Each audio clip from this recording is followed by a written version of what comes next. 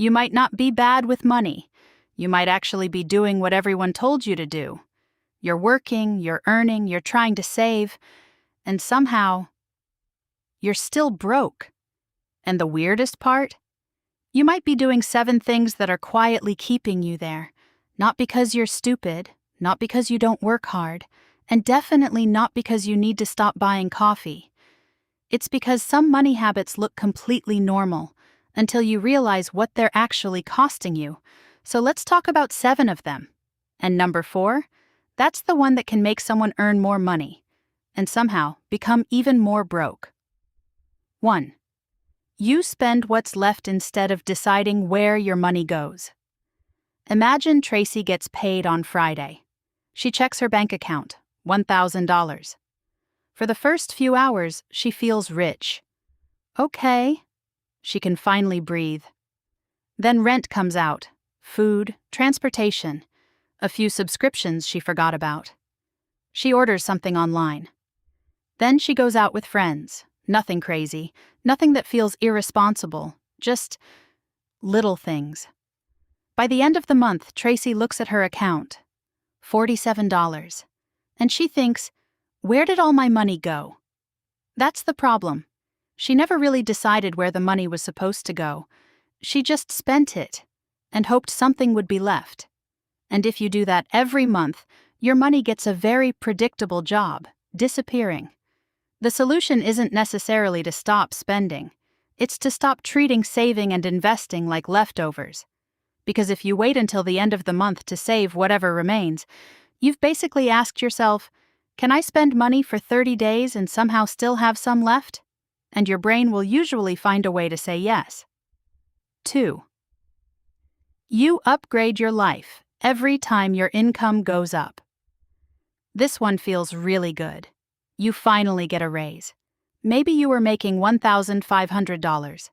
Now you're making $2,000. And you're thinking, finally. So you move into a nicer apartment. Get a better phone.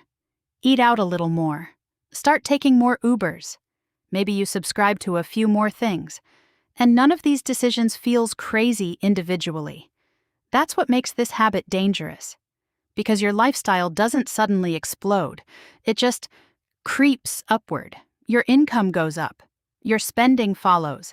And somehow, 6 months later, you're earning more money.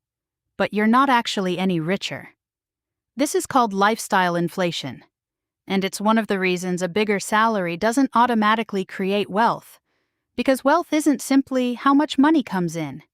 It's also how much of that money stays available to build your future. Imagine 2 people, both get a $500 raise. Person A spends the entire $500. Person B uses $200 to improve their lifestyle and puts the other $300 towards savings, investments, or paying down expensive debt. Same raise. Completely different future, and that's why every raise doesn't need to become a new monthly bill. Sometimes, the best thing you can do with extra money is simply keep some of it. 3. You buy things to look successful. Let's be honest for a second. Sometimes people don't buy the thing. They buy what the thing says about them. The phone says, I'm doing well. The clothes say, I've got money. The car says, look how successful I am. And there's nothing wrong with nice things, seriously. If you've worked hard and you can afford something nice, enjoy it. The problem starts when you're buying an image instead of value. Because looking wealthy and being wealthy are completely different games. Someone can drive a luxury car and still panic every time rent is due. Someone can wear expensive clothes and then have absolutely nothing saved. Someone can post amazing vacations all over social media and still be buried in debt. Meanwhile, somebody else looks completely ordinary. No flashy car, no designer labels, no luxury photos, but they're quietly building savings, investing consistently, paying down debt, and creating real financial security. And trust me, that person usually sleeps a lot better at night. Because at the end of the day, financial peace isn't about impressing strangers. It's about knowing you're okay when life throws something unexpected at you. So before buying something expensive, try asking yourself one simple question. Do I want this, or do I want people to see me with this? Because those are not always the same thing. 4. You think earning more will automatically fix everything okay. This one's important, because earning more money absolutely helps. Nobody's pretending it doesn't. If you're struggling to cover basic expenses, more income can make a huge difference. But here's the trap. A lot of people think the solution to every money problem is simply earning more, and sometimes it isn't. Because if your spending grows every time your income grows, then every raise just creates a more expensive version of your current life. Think about it. You tell yourself, if I could just make a little more money, everything would be fine. Then you get there, and somehow, it still doesn't feel like enough. So you chase the next raise, and the next one, and the next one. At some point, you're not building freedom. You're just running on a more expensive treadmill. The problem isn't that you're earning too little anymore. The problem is that your lifestyle keeps expanding to match your income. And when that happens, the finish line keeps moving, no matter how much more you earn. Real financial progress usually happens when income grows, but spending doesn't grow at the exact same speed. That's where breathing room comes from. That's where savings come from. That's where investing comes from. And that's where options come from. Because money isn't just about buying things. It's about creating choices. The choice to leave a bad job. The choice to handle emergencies. The choice to take opportunities when they appear. And those choices become a lot easier when every raise isn't immediately spent before it even arrives. 5. You ignore small fees because they're only a little. Okay, let's talk about the expenses that are so small. You barely even notice them. It's only $5. It's only $10. It's just a few dollars. And individually? Sure.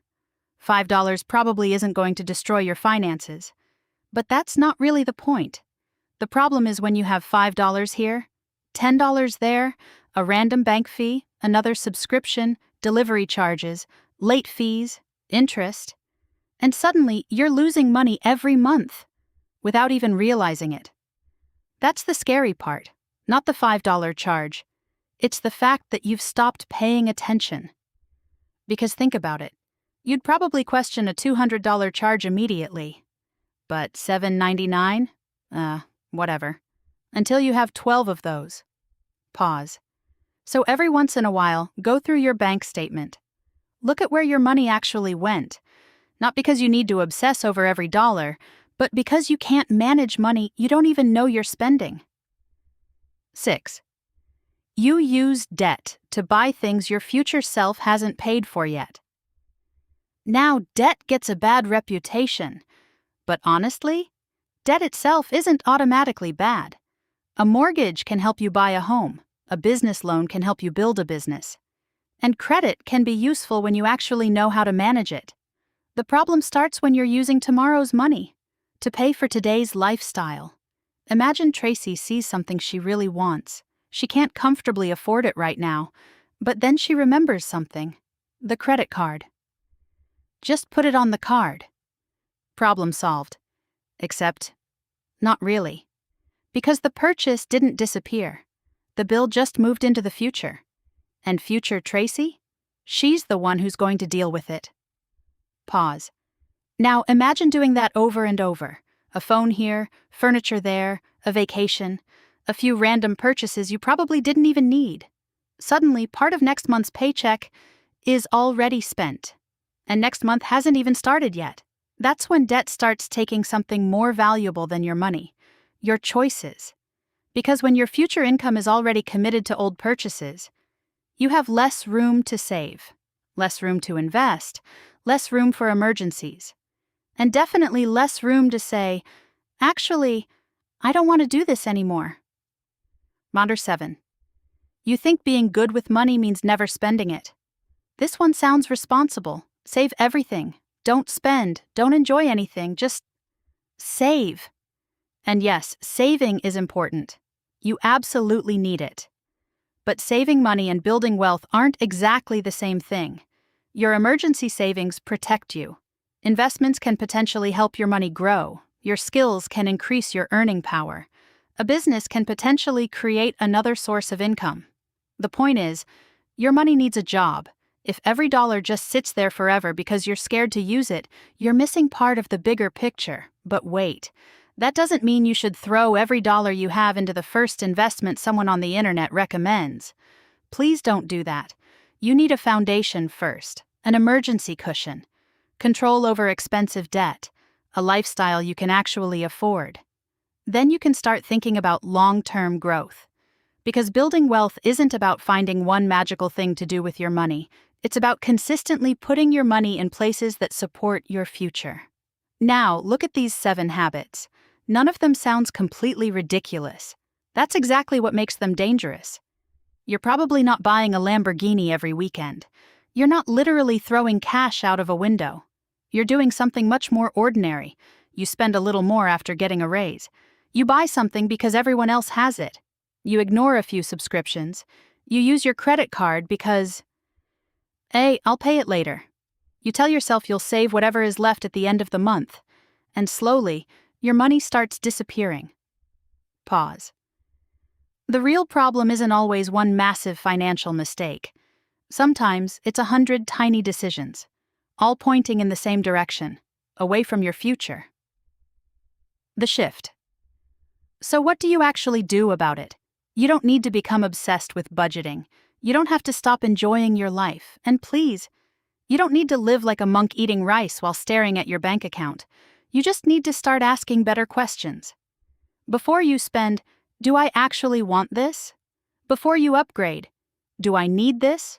Or did my income just increase? Before you take on debt, what is this going to cost future me?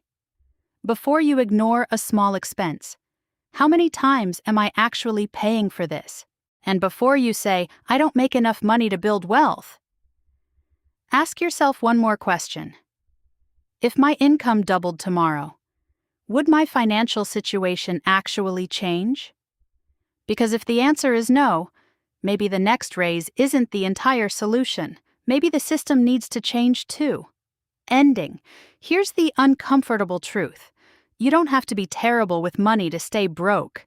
You can work hard, you can earn more, you can even save, and still spend years running in circles if your money habits never change. But here's the good news. Habits can change. You don't need to become rich overnight. You just need to stop making your future compete with your present for every dollar you earn. Pause. Because the goal isn't to look rich. It's to eventually reach a point where your money gives you something much better than expensive things. Options. The option to say no to a bad job. The option to handle an emergency without panicking. The option to invest. The option to build something of your own. The option to sleep a little better at night. And honestly, that kind of wealth doesn't always look impressive on Instagram, but it feels a lot better in real life. CTA. If this made you realize you're guilty of at least one of these, well, you're definitely not alone. And that's exactly what we're here to fix. Welcome to Unschooled Wealth.